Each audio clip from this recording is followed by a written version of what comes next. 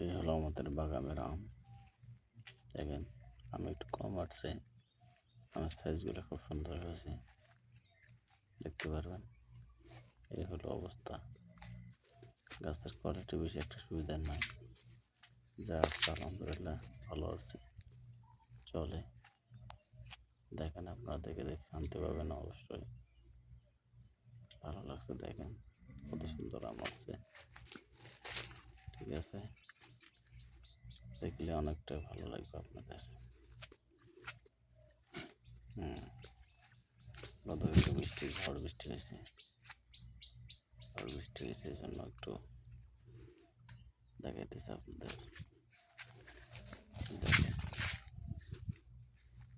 কি অবস্থা, মোটামুটি যা আছে চলে।